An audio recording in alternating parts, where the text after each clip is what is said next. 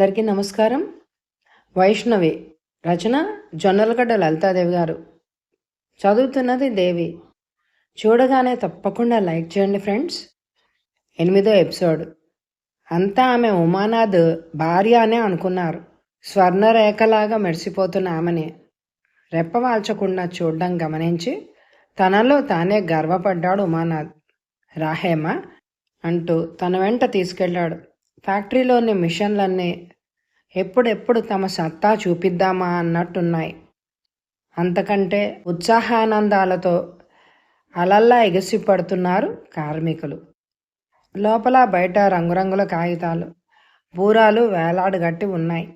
అన్నీ ఒకసారి పర్యవేక్షించి తృప్తిపడి బయటకొచ్చాడు ఉమానాథ్. సరిగ్గా అనుకున్న సమయానికే కారులో దిగారు ప్రత్యేక ఆహ్వానితులైన కార్మిక శాఖ మంత్రి గారు. ఉమానాథ్ షేక్ హ్యాండ్ ఇచ్చి లోపలికి తీసుకొచ్చాడు ఆయన్ని. ఆ వెనకే ఒక్క కారు వచ్చి ఆగాయి. మరో పావుగంటలోనే ఆ ఆవరణలో ఉన్న కుర్చీలన్నీ నిండిపోయాయి. ఒక్కొక్కరితో కరచాలనం చేస్తూ అందరినీ తనే స్వయంగా కూర్చోబెట్టాడు ఉమానాథ్. ఒక పక్క పైట కొంగు తిప్పి దోపుకుని తెలుగుదనం మూర్తీభవించిన చిన్నారి హేమమాల ఒక స్పెషల్ అట్రాక్షన్ అయింది. అక్కడ సరిగ్గా ముహూర్తం టైంకి హేమమాల దేవుని పటాల దగ్గర దీపం వెలిగించింది. తానే కొబ్బరికాయ కొట్టాడు. పువ్వులు చల్లి కర్పూరం వెలిగించి తనకి వచ్చిన మంత్రాలు లోపల చదువుకుంటూ ఉంటే హేమమాల విడ్డూరంగా చూసింది. ఆ వెంటనే ముహూర్త సమయానికి ప్రారంభించారు. మంత్రి వేదిక మీద మంత్రిగారి ప్రసంగం ప్రముఖులంతా శుభాకాంక్షలతో ఉపన్యాసాలు ఇచ్చాక లోపల మిషన్లు పనిచేయడం, ఎటు ఆహ్వానితులకు స్వీటు, శావరీ, టీలు అందించడం చకచకా జరిగిపోయాయి. హేమమాలని అంతా ఉమానాథ్ భార్య అనే అనుకున్నారు. అక్కడి కార్యక్రమం అంతా జయప్రదంగా ముగిసింది. నేనిక్కడ ఈ పూట పనిచూసి 1 గంటలో వస్తాను, నువ్వు కారులో వెళ్ళిపో అన్నాడు ఉమానాథ్. హేమ నిరుత్సాహంగా చూసింది. అది గమనించిన ఉమానాథ్, నువ్వు అక్కడ భోజనం ఏర్పాట్లు చూడాలి కదా, అందుకన్నాను అంటూ సర్ది చెప్పాడు ఉమానాథ్. మరి మీరెలా వస్తారు? టాక్సీలో వస్తానులే. ఇంకా మాట్లాడేందుకు ఏమీ లేక మౌనంగా వెళ్ళి కారులో కూర్చుంది. నీకు చాలా కోపం వచ్చినట్టుంది, ఇదిగో ఈ కూల్ డ్రింక్ తాగు అంటూ తనే స్వయంగా బాటిల్ ఓపెన్ చేసి అందించాడు. మధ్య నాకెందుకు కోపం? ఒక్కతిని వెళ్ళాలంటే కాస్త ఫీల్ అయ్యానంతే. బెజవాడ నుంచి ముస్సోరి రాగలిగిన దానివి లక్నో నుంచి వెళ్ళలేవా అని అడిగాడు నవ్వుతూ. నన్ను ఎగతాళి చేస్తున్నారా అని అడిగింది మూతి ముడుచుకుంటూ హేమమాల. అది చూసి తనలో తానే నవ్వుకున్నాడు ఉమానాథ్. నీ అలక తర్వాత రాత్రి కంటిన్యూ చేద్దు గాని ముందు తాగు అన్నాడు ఆమె నోటిదాకా ఆమె చెయ్యి పట్టుకొని సీసా అందించి. అనుకోని చర్య ఆమెలో అలజడి రేపింది. అతని స్పర్శతో ఒళ్ళంతా విద్యుత్తు ప్రాకినట్ట అయింది హేమమాలకి. తనలోని సంచలనాన్ని కప్పిపుచ్చుకుంటూ గబగబా కూల్ డ్రింక్ తాగింది. ఉమానాథ్ ఆమె సీసా అందుకొని లోపల పెట్టి చేయి ఊపాడు. ఇంక త్వరగా పోతల్లి అనేగా అనేది. ఎంతైనా ఉమానాథే. ఎంత అభిమానం చూపించినా అతని యజమాని తను పనివాళ్ళు అన్న లెక్క కిందే వస్తుంది, కానీ వేరే ఆపేక్షలు ఎక్కడి నుంచి పుట్టుకొస్తాయి అని అనుకుంటూ గబాలన కారు తలుపు వేసుకుంది హేమమాల. ఆమె మనసు ఒక నిమిషము వెనక్కి ముందుకి ఊగింది. ఇక్కడే తన తల్లి వైశాలి ఉన్నది. ఆనాడు ఆమె పిల్లల్ని చూడడం వీళ్ళు పడనే లేదు.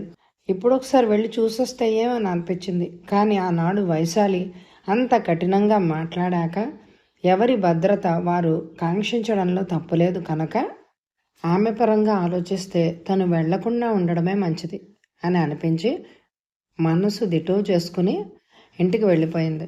ఇంటికి వచ్చేసరికి లాల్ కూరలన్నీ ముందు పెట్టుకొని కూర్చున్నాడు. లాల్, నీకు సాయంగా మరో 2 తెచ్చుకోమన్నాను కదా, నీ ఒక్కడి వల్ల ఏమవుతుంది అని అడిగింది పక్కనే ఉన్న కుర్చీలో కూర్చుంటూ.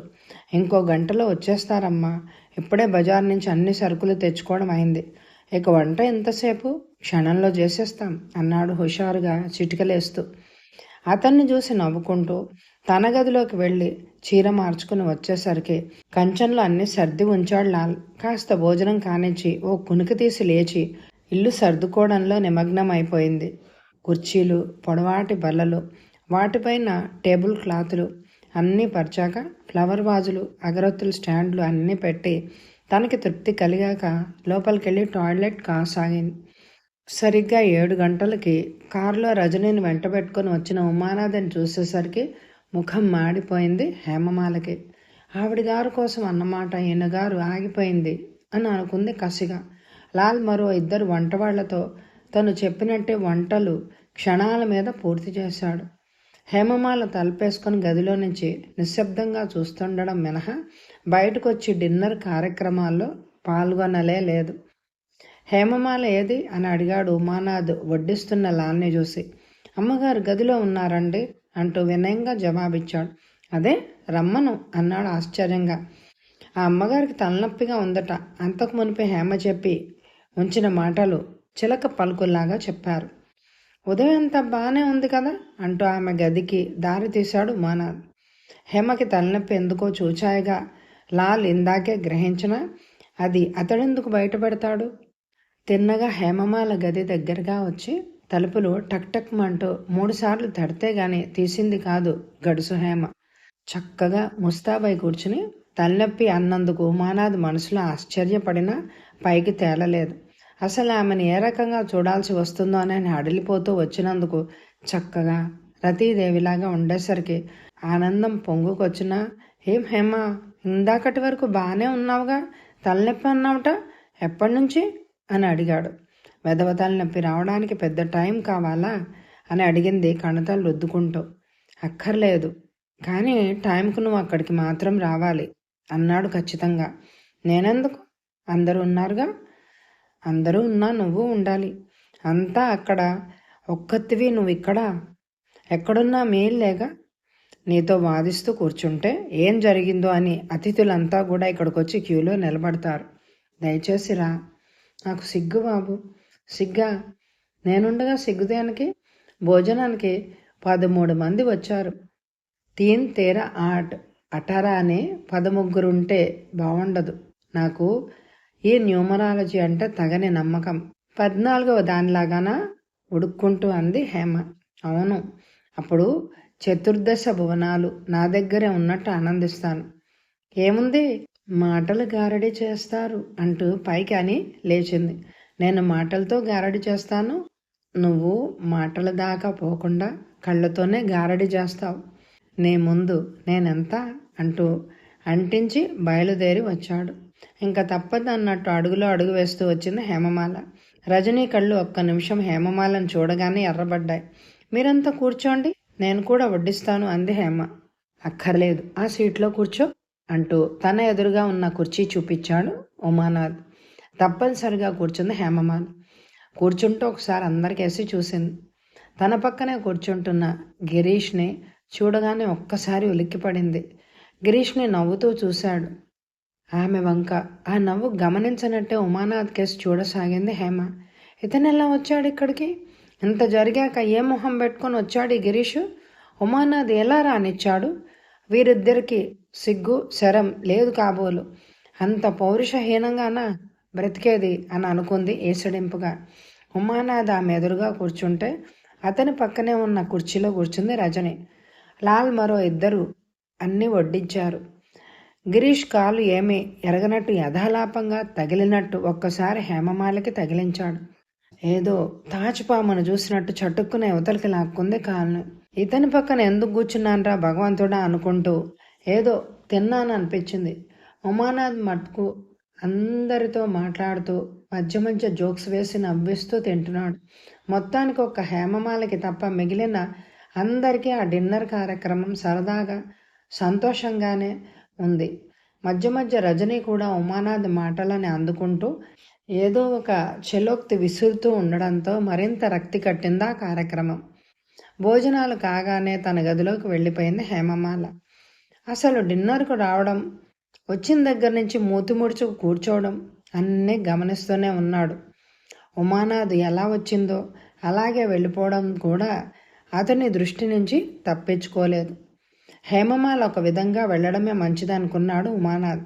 ఆ తర్వాత అక్కడ జరగబోయే కార్యక్రమాన్ని దృష్టిలో పెట్టుకొని చీర మార్చుకొని సాదా చీర కట్టుకుని చేసే పనేం లేనప్పుడు మంచమే శరణ్యం కనుక ఆ పనే చేసింది హేమమాల.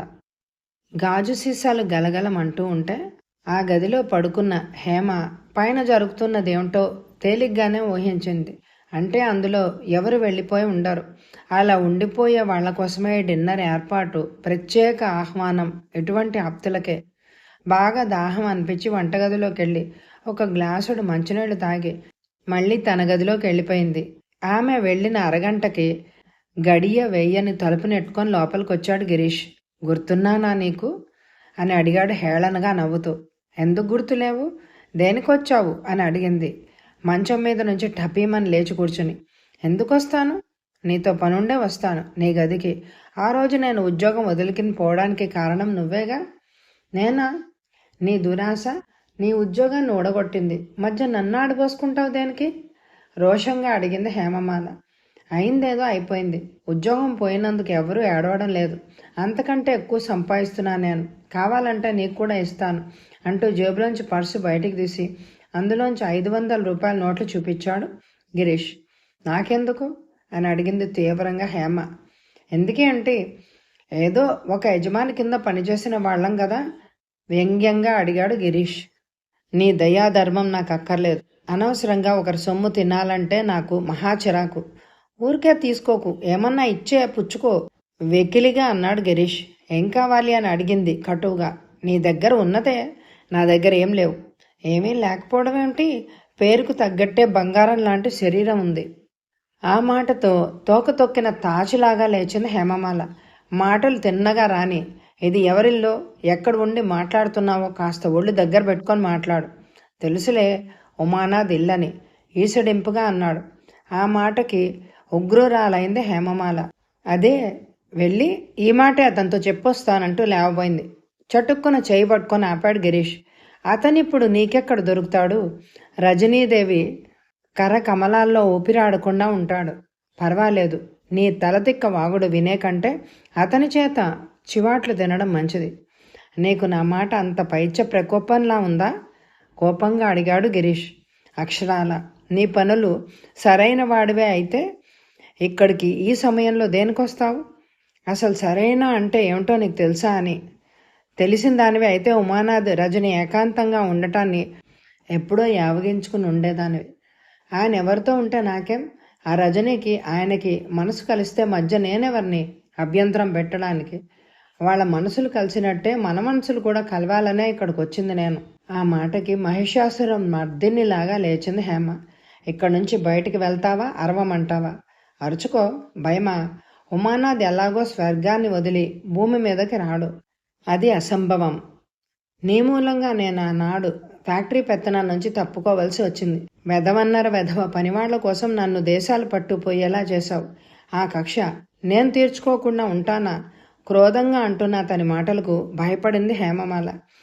ఇక్కడి నుంచి అతన్ని ఎలాగా వదిలేలా లేడు. తనే తప్పుకుపోతే మంచిది అనుకుంటూ దారులు వెతకసాగింది హేమమాల. నువ్వు చేసింది తప్పుడు పని. పనివాళ్ళకి జీతాలు ఇవ్వకుండా నీ ఇష్టం వచ్చినట్టు వాడుకొని వాళ్ళ నోళ్లు కొట్టి అటు వాళ్ళని ఇటు యజమానిని మోసం చేయడం నీకే చెల్లింది. అది బయటపడిందని సిగ్గుపడి జన్మలో ముఖం చూపించకుండా ఉండాల్సింది పోయి పైగా నా మీద కక్ష సాధించాలనుకోవడం నీ దుష్టత్వాన్నే సూచిస్తోంది. సూచించని, ఇబ్బంది లేదు.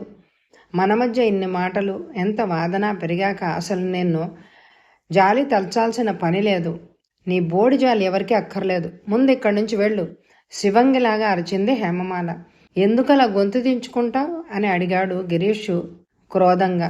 హేమమాల అరిచిన అరుపు ఉమానాథ్కి స్పష్టంగా వినిపించింది. కంగారుగా 2 మెట్ల చొప్పున దిగి కిందకు వచ్చి తలుపు ధడాలమని నెట్టాడు. ఎదురుగా రోష కషాయత నేత్రాలతో హేమమాల. ఆమెని పీక నులిమి చంపేయాలన్నంత ఆగ్రహంతో గిరీష్ కనపడేసరికి ఒళ్ళు బగ్గున మండింది. మిస్టర్ గిరీష్, నీకిక్కడేం పని అని అడిగాడు గిరీష్ కాలర్ పరుచుకొని. ఉమానాథ్ని చూడగానే ఎక్కడలేని ధైర్యం వచ్చేసింది హేమమాలకి. ఇతగాడు నా మీద ఏదో కక్ష సాధిస్తాట అంటూ తీక్షణంగా చూసింది గిరీష్ వంక. అంతకంటే కక్ష సాధించదగ్గ వ్యక్తులెవరూ దొరకలేదులా ఉంది అంటూ సాచి ఒక లెంపకాయ కొట్టాడు ఉమానాథ్. నిజంగా ఉమానాథ్లానే మండిపడుతూ ఏదో మర్యాదకు తారసపడ్డామని నువ్వు చేసిన అపకారాన్ని గుర్తుపెట్టుకోకుండా నీకు పిలిచి భోజనం పెట్టాను. అందుకు తగిన ప్రతిఫలమే చూపించావు. ఎంత చేసినా పాము పామేనని మరోసారి నిరూపించావు. ఛీ, బయటికి గెట్ అవుట్ అంటూ చొక్కా పట్టుకుని యువతలకి లాక్కొచ్చాడు ఉమానాథ్. గిరీష్ ఆ అవమాన భారంతో కుతుకుతా ఉడికిపోయాడు. గుమ్మం దాకా వచ్చి, నీ ఇంటికి రావడం నాదే పొరపాటు. నీ బుద్ధి నాకు తెలియదు కనుకన ఆడది కనపడితే కుక్కలా వెంటబడే నీకొక పెద్ద పరపతి, గౌరవం ఏడ్చినట్టు నన్ను ఇన్సల్ట్ చేశావు. ఎంతకింత అనుభవించకపోవు అంటూ యువతలకు వచ్చి రజని అంటూ కేకపెట్టాడు. ఉమానాథ్ దిగి వచ్చేసరికి గదిలోంచి బయటకు వచ్చి పైనుంచి అంతా చూస్తూనే ఉన్న రజని గిరీష్ పిలుపుకి చెరచెరా మెట్లు దిగింది. నీ ప్రియుడు వాడే ఉమానాథ్ నన్ను ఎలా అవమానించాడో చూసావా? బుసలు కొడుతూ అడిగాడు. రజని మాట్లాడలేదు. మాట్లాడవే? అవునులే, నువ్వెందుకు మాట్లాడతావు? వెనకంటే చాలా అమాయకురాలివి గనక నేను చెప్పిందల్లా విన్నావు. ఇప్పుడు బాగా రాటుదేలిపోయావు. ఉమానాథ్ లాంటి కోటీశ్వరుడిని పక్కన నాలాంటి వాడు నీ కళ్ళకి ఆనొద్దు అంటూ విరుచుకు పడిపోతుంటే తోటిపడింది రజని. ఇక లాభం లేదే అనిపించినట్టు మెల్లగా ముందుకు వచ్చి, చూడునా, ఏదో డబ్బు కోసం కక్కుర్తిపడేదాన్ని వెనకేసుకొచ్చి అంతకాలం నీకు చేదోడు వాదోడుగా ఉన్న గిరీష్ని ఈ విధంగా అవమానించడం ఏమీ బాలేదు అంది రజని సీరియస్గా. నా బాగు సంగతి తర్వాతగానే, ముందు నీకు గిరీష్కి ఏం చుట్టరికమో చెప్పు అన్నాడు ఉమానాథ్ ఉరిమి చూస్తూ. చుట్టరికాల తర్వాత తీరిగ్గా తిరగేద్దాం, ముందు నువ్వు జైల్లో కూర్చో అంటూ వికటంగా నవ్వి, రజని ఆ ఫోన్ అందుకో, నేను చెప్పినట్టు చెయ్యి అన్నాడు గిరీష్. ఆ ముఖంలో కౌర్యం చూసి హేమ జంకింది. రజని మాట్లాడకుండా రిసీవర్ అందుకుంది. ఉమానాథ్ అడిగిన ప్రశ్నకి రజనికి నషాళం అంటింది. గిరీష్కి తనకి మధ్య ఉన్న పరిచయం ఎలాంటిదో ఇప్పుడు ఉమానాథ్కు తెలియజేయాల్సిన పరిస్థితి రావడమే ఆమెకి కంటకంగా ఉంది. ఇంకా అందరూ పట్టుబడిపోయే పరిస్థితి వచ్చిందనే ఆమె ముందే గ్రహించింది. అంచేత ఇప్పుడు తప్పుకోవాలంటే ఒకటే మార్గం, ఉమానాథ్కి ఎదురు తిరగడమే. గిరీష్కి సపోర్ట్ చేయకపోతే అతనెంత అల్లరి చేస్తాడో తనకి తెలుసు. పరువు కాపాడుకోకపోతే బతికేది ఎట్లా? రిసీవర్ గిరీష్ లాక్కున్నాడు. రజనీ చేతి నుంచి తిన్నగా పోలీస్ స్టేషన్కి ఫోన్ చేసి ఉమానాథ్ విందుకు ఆహ్వానించి ఒక స్త్రీని రేప్ చేశాడని చెప్పాడు. అనుకోని మాటకు ఉమానాథ్ ముందు తెల్లబోయినా తర్వాత నింపాదిగా చూశాడు గిరీష్ వంక. హేమమాల మటుకు ఊరుకోలేకపోయింది. గిరీష్ చేతిలోంచి రిసీవర్ లాగుతూ, ఛీ, నీకు సిగ్గులేదు? ఎంత గిట్టకపోతే మటుకు ఇలాంటి అభాండాలనా వేసేది అని అడిగింది మంటగా. వజ్రాన్ని వజ్రంతోనే కొయ్యాలి, వ్యంగ్యంగా జవాబిచ్చాడు గిరీష్. హేమ, ఈ విషయంలో నువ్వు జోక్యం పెట్టుకోకు, ఇల్లు అలకగానే పండగ అయిపోదు అన్నాడు ఉమానాథ్ వెటకారంగా. మీరు అలాగే ఆలోచిస్తూ తేలిగ్గా కొట్టిపారేస్తూ ఉండండి, అక్కడ తగలడవలసిన కొంపలన్నీ తగలడిపోతాయి. నా పేరే ఉమానాథ్. ఉమానాథ్ అంటే తెలుసు కదా, పరమేశ్వరుడు. పరమేశ్వరుడికి బూడిద కాక ఏం దక్కుతుందో నువ్వు కాస్త ఆలోచించు తమాషాగా అన్నాడు ఉమానాథ్. ఆ మాట నేను ఒప్పుకోను. మీరన్నట్టే ఉమానాథ్ అన్న పేరులో ఏముంది? అంబగాని శివుడు కాదు. ఏదో జరగరానిది జరుగుతూ ఉంటే ఎంత మాత్రమూ సహించదు. ఆవేశంగా అన్న హేమమాల మాట పూర్తి కానే లేదు. బయట జీపు ఆగి పోలీసులు రావడం అన్నీ జరిగిపోయాయి. ఒకచోట 2 ఆడాళ్ళు 2 మొగాళ్ళు ఉంటే ఎవరు ఎవరిని రేప్ చేశారో అర్థం కాక తెల్లమొహారు వేశారు పోలీసులు. రండి, మీకోసమే ఎదురు చూస్తున్నాను అంటూ నిర్భయంగా ముందుకు వచ్చిన హేమమాలను చూసి, ఆ యువతి మీరేనా అని అడిగాడు ఎస్పీ. అవును, నన్ను బలవంతం పెట్టింది ఈయన అంటూ టపీమని గిరీష్ని చూపించింది. హేమమాల తలలో పూల చెండు కింద పడింది. ఏయ్, ఏమిటా డబాయింపు? అన్యాయమైంది. ఆమె అనుభవించింది అతను, మధ్య నా మీద నెడతావేంటి అన్నాడు గిరీష్ కంగారు పడుతూ. ఎస్పీ అందరినీ మార్చి చూశాడు. ఏవమ్మా, నువ్వేమంటావు అని అడిగాడు రజనీని. ఈమె అబద్ధం ఆడుతోందండి, గిరీష్ చెప్పింది నిజమే, యథార్థం, నన్ను అతను అంటూ ఆపేసింది రజని. ఇద్దరినీ పరిశీలనగా చూశాడు ఎస్పీ. కొత్త చీరలో రజని నలిగినట్టు కనిపించింది, పాత చీరలో హేమమాల నలిగినట్టే కనిపించింది. మీరంతా రండి పోలీస్ స్టేషన్కి, ఆ తర్వాత అక్కడ స్టేట్మెంట్లు ఇద్దరు కానీ అన్నాడు. హేమమాల నవ్వి, మేము 4 మాట్లాడుకుంటూ మీకు కనిపించాం. ఈ ఇల్లు రేప్ సీన్లకి అనుగుణ్యంగా కనిపించిందా అని అడిగింది. లేదన్నట్టు తలూపి ఆ గదులన్నీ పరిశీలనగా చూసి నలుగురిని జీప్లో ఎక్కించుకొని పోలీస్ స్టేషన్కి చేరుకున్నాడు ఎస్ఐ. మిగిలిన పోలీసులంతా ఈ రేప్ కేసును గురించే చెప్పుకోసాగారు విడ్డూరంగా. వచ్చే ఎపిసోడ్లో నిజంగా పోలీస్ కేసు ఏమవుతుందో తెలియాలంటే మరి ఈ ఎపిసోడ్కి ఎక్కువ లైక్లు ఇవ్వండి. మీకు వైష్ణవి నవల నచ్చిందో లేదో మీ కామెంట్ ద్వారా తెలియచేయండి. Thank you very much my dear friends.